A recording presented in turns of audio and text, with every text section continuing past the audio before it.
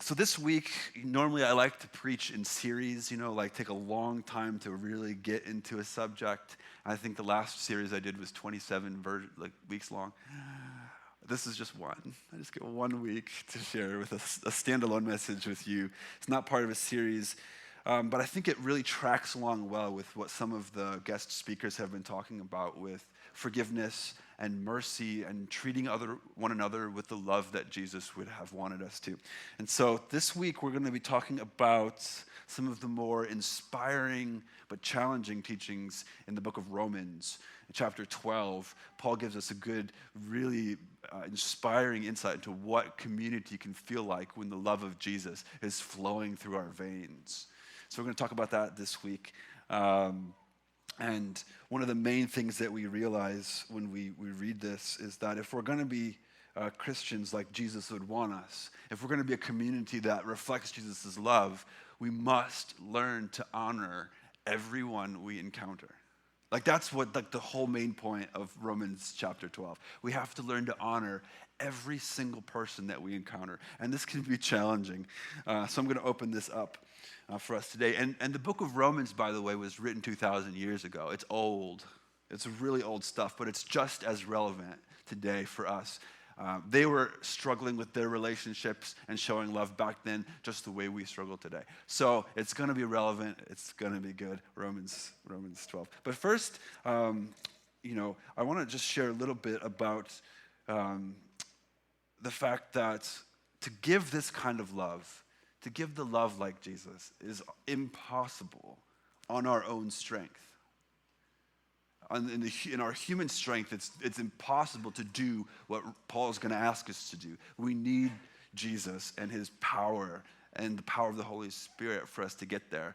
And when I talk to people who come in as a pastor, when I talk to people who are coming in they just need someone to talk with, I give some pastoral care, some spiritual guidance. Usually when people who are there and they're self-aware and they want to be better versions of themselves and they want to grow, usually they're talking about one of three things. They're talking about their own flaws, the flaws of others, and the helplessness in the face of these flaws. They say, look, I struggle so much with the desires of my heart and I can't control them and they're out of control and they continue to ruin my life. The things that I want to do, I just can't. And the things that I don't want to do, I just seem to do over and over and over again. I'm an angry person. I just keep yelling. I've got a flaw that I can't get over. And they're just struggling with that in the way that it's hurting their life and ruining the life of those around them. It's either that or they're going to be talking about the flaws that other people are having that are hurting them, especially the people they love. I just, my son, some people might say, my son, just can't quite stop falling for married women. Or, my daughter just can't quite get out of her addiction. And our hearts break for the ones we love who just are stuck in their flaws. And then there's the helplessness. We just can't get out of these things. We've done everything humanly possible to try to change, but nothing happens. And we've done everything humanly possible to try to help the people we love, but we just can't get them out of the thing they're stuck in. And this is what we call sin sickness. We're stuck. We're stuck in our sin sickness. And what happens is these issues that we have, the things that we struggle with, when two people come together with their sin sickness, it's just danger waiting to happen. I know I like this because it shows the conflict, but what I really wanted to show, it was just a little bit too gruesome. But I want to show you see these pictures. You can Google it online if you have got the stomach for it. You see these pictures of deer, these bucks with the longhorns who've grappled with each other, and they get stuck. And they can't get free. And there's a picture online of 3 deer stuck with their antlers that have drowned in a shallow pool. And it's a powerful image of the human condition and the way things can go. And so here's the thing. As we struggle with these things, the average person is regularly thrown into chaos in their lives because of these dynamics, because of sin sickness, because of the things which we cannot get at. But any good religion, any good spirituality is going to have some sort of answer for this problem. And I believe Christianity and the Jesus way has some of the best answers that get to the deep bottom of this problem, which is the human heart and the need for the human heart itself to change at its very depths. Christianity offers transformation of heart in the deepest places. So, setting this up for us, the Apostle Paul, okay, he wrote this letter to people 2,000 years ago, probably the late 50s AD.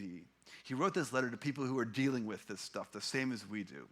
And in this letter, he's talking about real people with broken hearts. And it's a masterpiece. It's difficult. It's a really tough nut to crack. If you ever tried to read the book of Romans, it's just after Acts. And it's really not a book. It's more of a letter of Paul writing to people who are struggling with all of this sin, sickness stuff. And so I've gotten a little on the inside of this stuff. So I'm going to try to give us a little bit of an overview, a run up to chapter 12. And really, Paul is talking about sin sickness. I like this picture here because it gets at the golden calf story of the Old Testament, of where God's freed people couldn't, for 1 month, not worship an idol. And it's got our skyscrapers in the background. I love that. So sin sickness, it's like a spiritual disease. Another way of saying this is when we're sin sick in our spirit, it's like we're walking zombies. Thinking like Walking Dead, right? We're around the world ready to devour each other at a moment's notice instinctually. Like that's what's inside of us as human beings. It's like we're walking zombies ready to devour. And sadly, because of this sickness, and because of the way we hurt each other, we are enemies of God, who is the God of life and of wholeness and good relationship. And God showed up.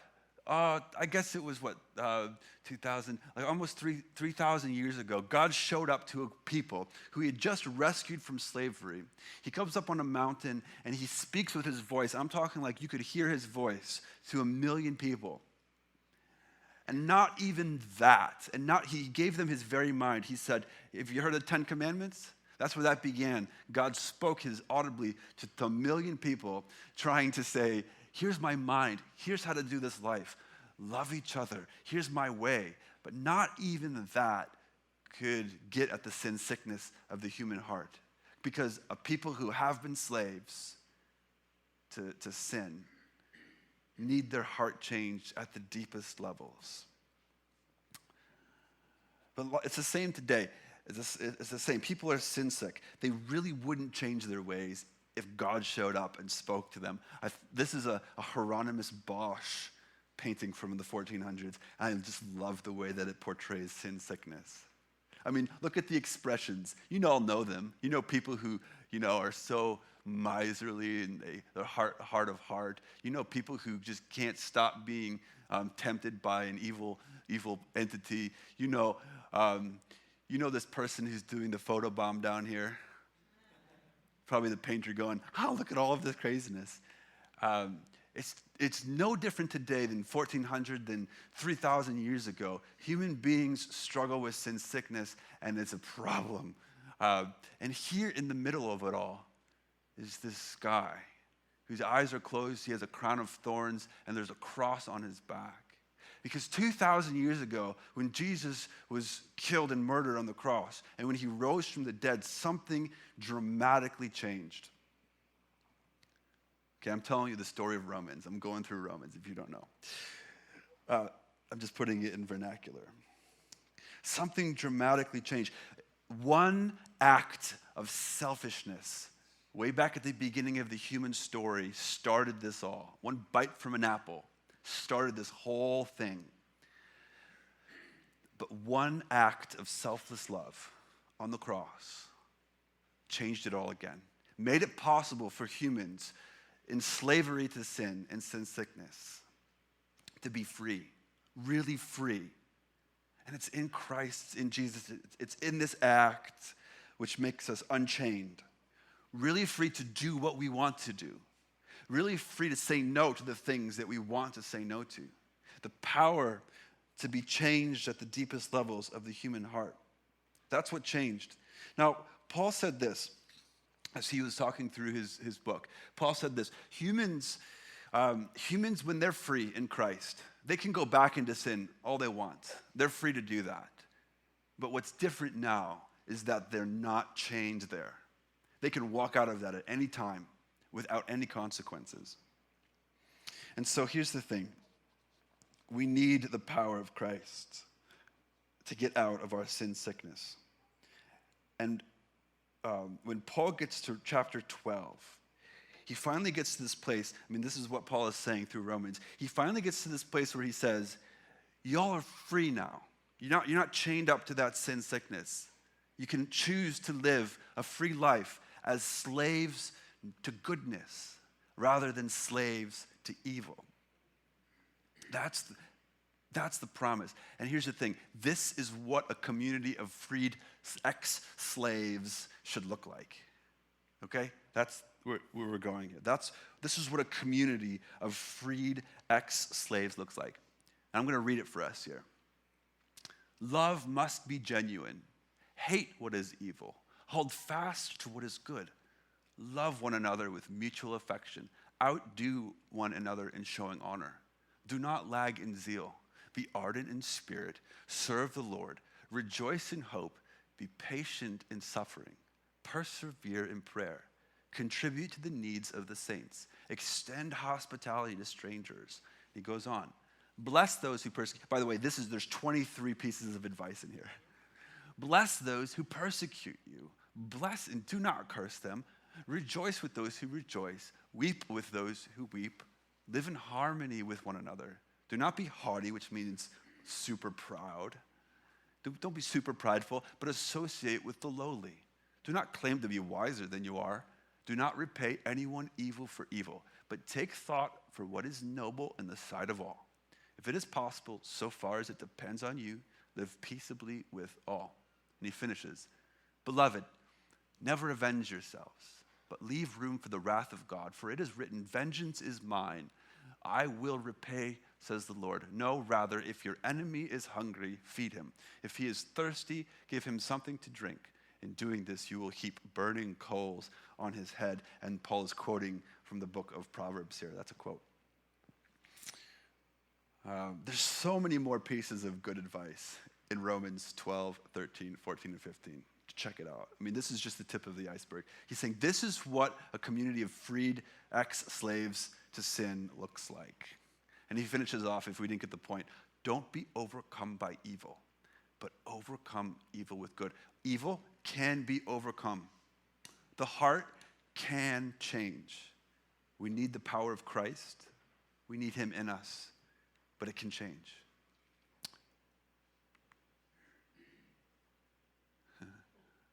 I love this picture. It kind of sums it up.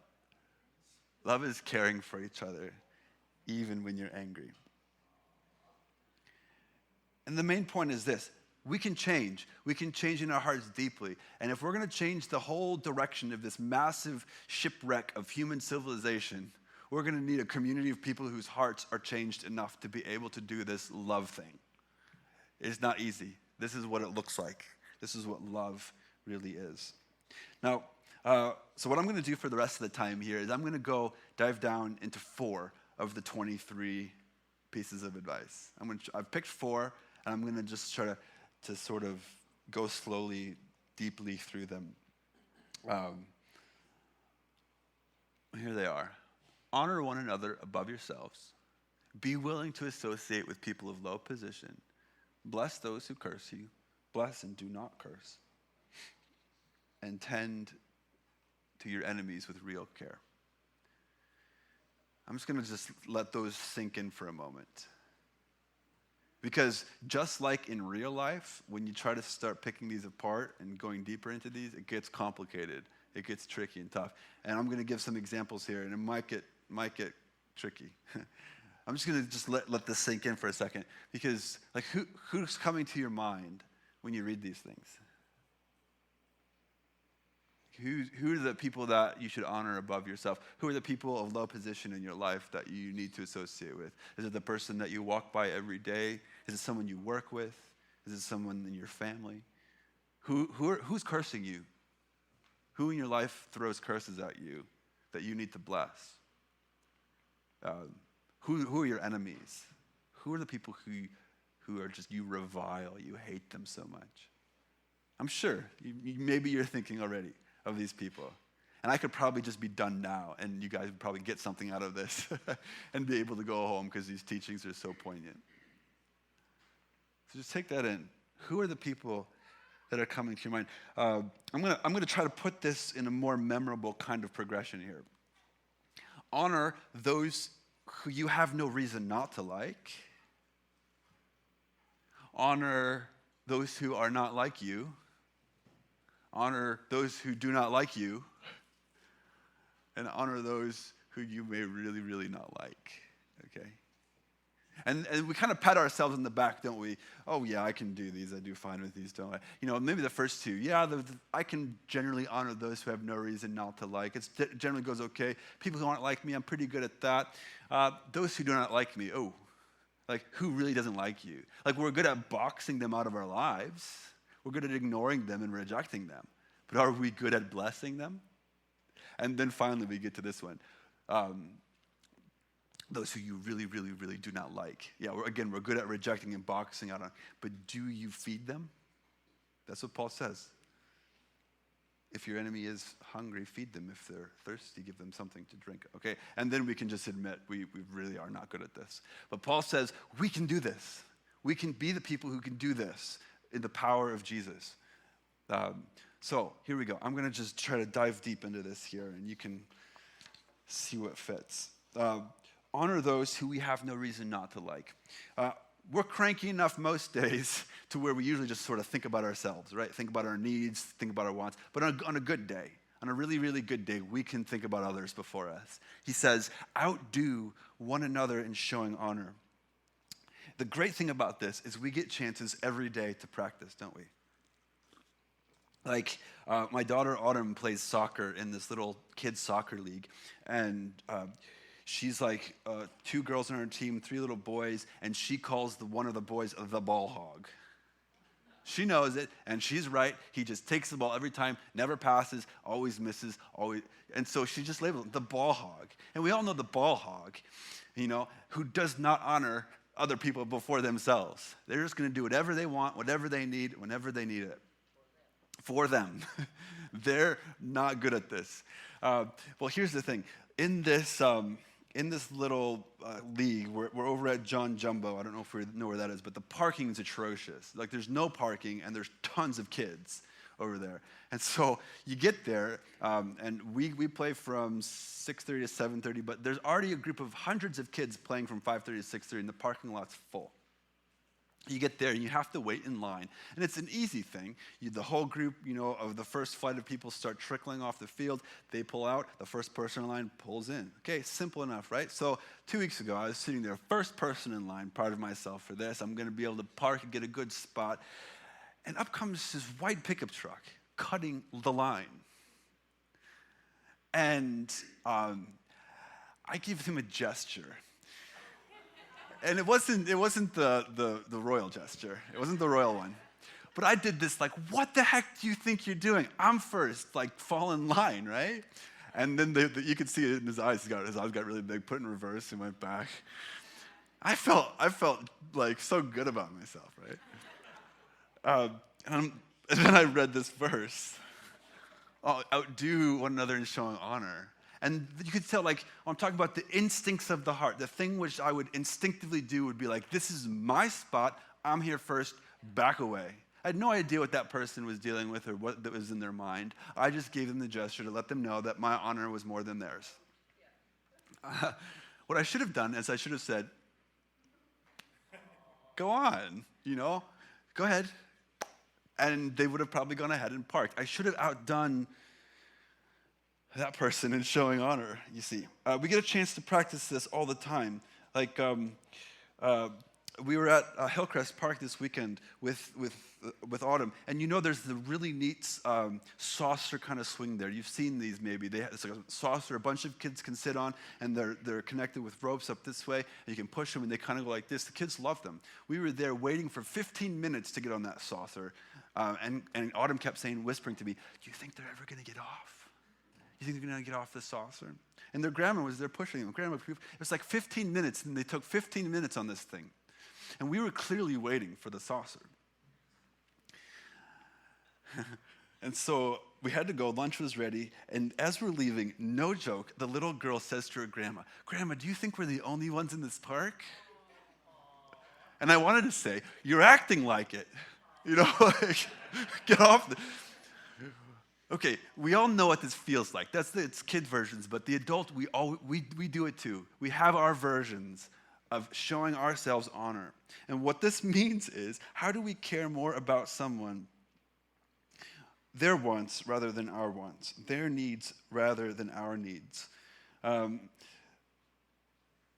This can be like taking the last place in line. This can be cleaning things up that need to be cleaned up. But it's almost like what we do inside of our hearts when we're doing this well, when we outdo one another in showing honor, is we say, you are more worthy than I am. We may not believe that. We may think we're of equal worth. But we act as if you have more worth than me, more right to whatever you need. That's what it is. So how about when we get in arguments or misunderstandings with people, how about we care more about what they heard than what we really said? How many times do we think, yeah, well, here's what I really said. They took it and twisted it. How about you care more about what they heard than what you said and work from that vantage point and outdo in showing honor? How about not to make assumptions about people who we know nothing about? We make little caricatures of who we think they are, and we revile them at home and make fun of them, rather than really coming to terms with what they may be struggling with and what they may be overcoming in their life. They may be an awful version of themselves right now, but we don't know what they're overcoming. We outdo each other in showing honor.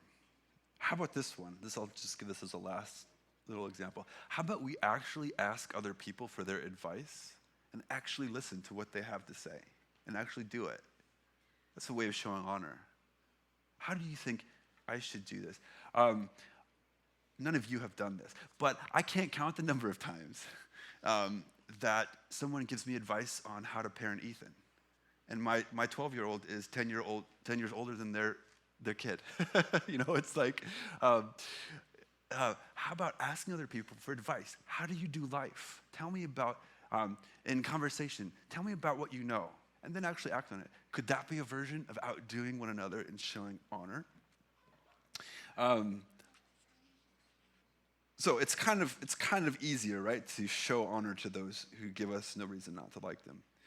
But Paul also says, honor those who you are not like. He says, love one another with mutual affection. Don't be super proud, which is haughty, but associate with the lowly. Paul's using a word here that connects with the Hebrew word anawim, which is a Hebrew word for saying the lowly, the humble, the people who have no high status, the people who we may see as disgusting, or the people who we may see as dirty. Now, here's the thing. I've never met anyone in my life who thinks of themselves as the lowest on the rung. People may feel disadvantaged, but usually they feel higher than the people who are advantaged. People don't normally feel like the lowest on the rung. So what I think this means for a community like ours is there may be apparent class distinctions among us, but we don't treat each other accordingly. We learn to honor those who we're not like. And I say it like that. I could say it the other way around. Honor those who aren't like you. But even putting it this way gets us out of selfish thinking and reminding their difference, their uniqueness is just as valid as yours. So people who aren't like, who's not like you? Who are the people who you don't quite understand? Associate with them. It's like in a room like this, in about 2 minutes after the service ends, it becomes kind of a social space for people to hang out, get to know each other, catch up with people that they haven't seen in a while. And usually what happens in human nature is we go to the people we're attracted to. We're attracted to someone, or attracted to what they look like, or how they speak, or what their story is, or what they do for a living. And we, like magnets, are attracted to the people who we think we really, really want to be around. Paul says Christians should flip that magnetism on its head. And you should be attracted to people who you know you're not like. People who you may feel uncomfortable around, people who you may not understand or know. Those are the people who Christians go up to and act like they're the most important person in the room. That's how that works. And extend that to your workplace and in your family reunions and so on and so on. Associate with the lowly. And you can't be super prideful if you're going to do this. Recognize that everyone has the same worth. I was going to go on a little bit here about the Eucharist meal in 1 Corinthians. And the problem with that Paul was dealing with in 1 Corinthians was that people thought they were more important and had better position, so they got the communion first. And then there was nothing left for the people of low status. I'm going to skip that because of time. It's good stuff. I'll come back to it someday. So if we can honor people who have given us no reason not to like them, if we can honor people who aren't like us, we're also called to honor people who don't like us. Okay, now we're getting down to some tough stuff. Who are the people who you know really don't like you? Who throw curses at you? That's what he says. Bless those who curse you. Bless and do not curse. We can do this as Christians. Now, when Paul talks about cursing, he's not talking about explicit language. He's not like people throwing the F-bombs at you. That's not, I mean, maybe that's a version of this. But when he's talking about cursing, he's talking about people who say ill things about you, people who wish you unwell, that kind of thing. Anyone who wishes ill on us or mocks us or diminishes us in any way. I was driving by a high school this last week, and there was a parking lot full of cars at the high school. Last couple of weeks of high school for kids, and on this orange car was spray painted, "I am so gay." Someone had come overnight and spray painted this curse. It was meant to cut deep into this person's identity. This is cursing, right? So I don't know if you saw the brawl online this week between the dads of the little leaguers. You know, like, that's cursing went on there. Part of growing up in a sin-sick world is coming to terms with realizing humans do this to each other on an explicit, deeply hurtful basis and on a shallow basis. Sometimes we rarely curse each other to each other's face. But let's come to terms. Even your good friends probably say things that would hurt you behind your back, except to your face. I mean, this is how humans interact. This is what we do. We curse each other naturally. But here's the thing. We have a chance as Christians to stop the cursing cycle. We can stop it. We can learn to turn our curses into blessings. So I wanted to talk just a little bit about cursing. Like, here's what it's like. It happens internally, oftentimes. And we say about our spouse or our friends or the people who we don't like, say things like, "Oh, they're such a complainer. Oh, they're such a terrible human. Oh, you're a grump. You're a loser. You'll never succeed." And anytime we think those things deep in our hearts, we curse someone. And I believe they have real life impact. We all walk around with the things that we've been labeled with. And we'll all walk around with the things that hurt us deeply. And some of us, whether we like it or not, wear it on our sleeves. And the people around us very quickly can feel that. And people very quickly can start cursing us in those ruts that we get into in our life. I think it happens in marriages all the time. We become aware of the deepest issues, and instead of blessing them, we just, "Oh, I curse you for this. You are such a this. You are such a that." That's cursing. But blessing is completely different. Blessing is you're a survivor. You're a hero. You are beautiful. You are smart, and you deserve so much more than life has offered to you. That's blessing. And we can do those things internally, and we catch ourselves. I was talking to a guy once who talked about the problem of lust. He's like, I walked through an airport and I just see a beautiful woman and my mind would go to a spot. And he realized that every time he would lust after this woman, he was cursing her. There was a cursing happening. And so he decided, this person probably receives this kind of thing. If they're walking down the hallway, and they're dressed to the T and they get noticed, this person probably receives this kind of thing in the spiritual world all the time. Rather than that, I'm going to bless them. The opposite. If I'm going to come up with a word like a bad word for someone, I'm going to find the opposite and I'm going to tell them in my mind that they're that. And this happens. We can learn to turn our cursing into blessing. And this is oftentimes implicit, but it can be explicit. We can tell each other encouraging things about each other. You're loved. You're an amazing person at this. And we should do that way, way more than we do. But here's the thing. Free people in Jesus bless each other, even when they're cursed. Even when they know cursing comes their way, they do it, they respond with blessing. So implicitly, sometimes it feels a little bit like a prayer. Here's someone who I know or I imagine is saying bad things about me. I'm going to now imagine them, and internally I'm going to whisper good things about them. Is there someone who really comes at you and rubs you the wrong way, and you know that they're having a rough time in life? You just bless them. Father, would you give them what they need? Would you give them the resources they need? Would you help them to fulfill the desires of their heart? You pray for the people who persecute you. It's Jesus. It's Jesus' way. And we can do this. And we have the opportunity. Free people bless others even when they're cursed.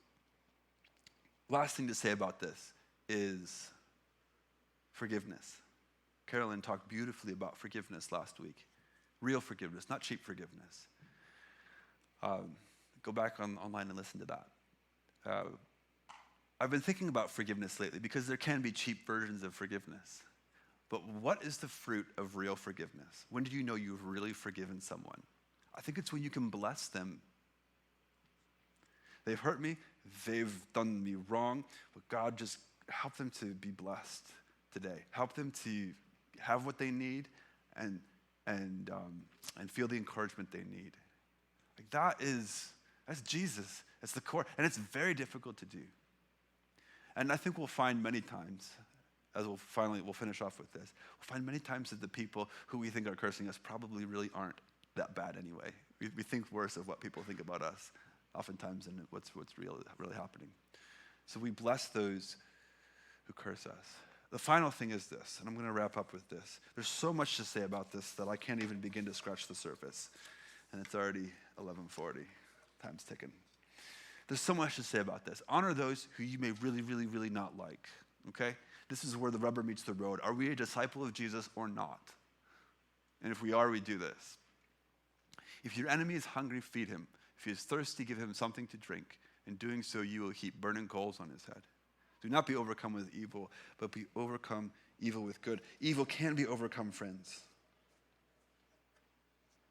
Enemies can become friends too.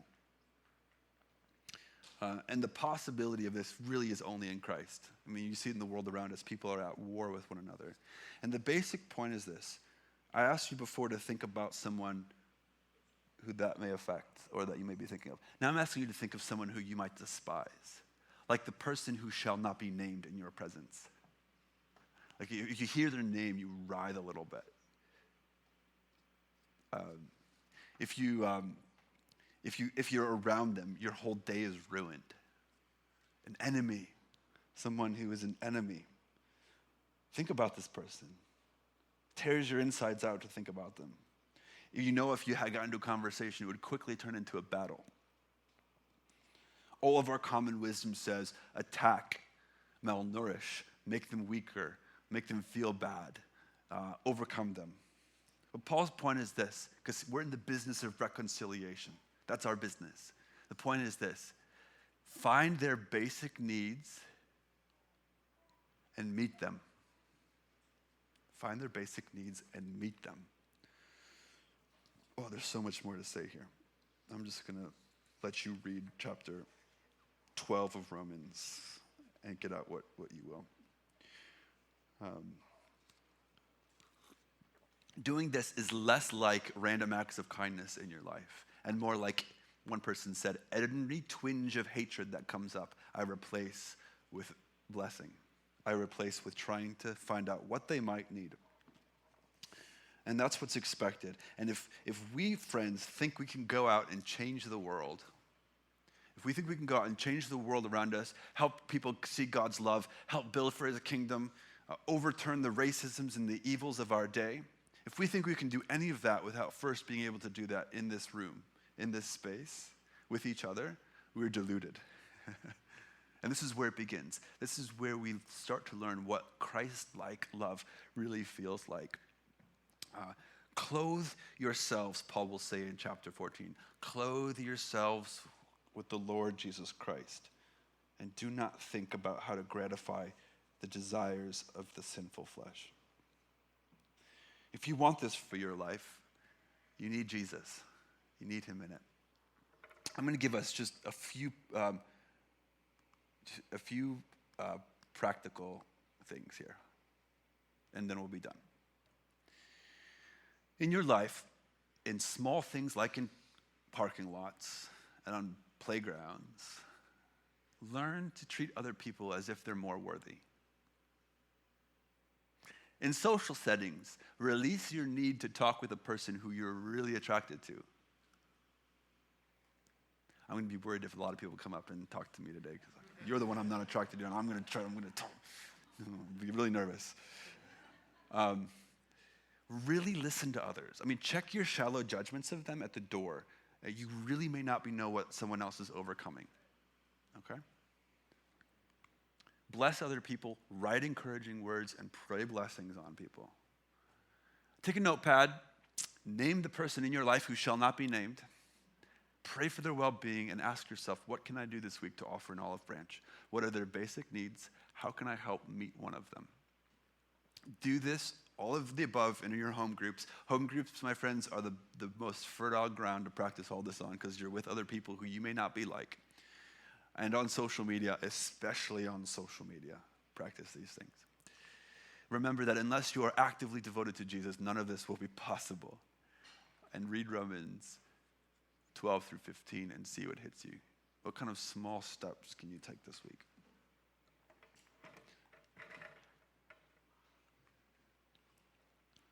They shall beat their swords into plowshares. The great Isaiah promise of Christ-like people. So I'm not sure what's hitting you today. I know this is a lot. I've given you a bit of a buffet here to feast on.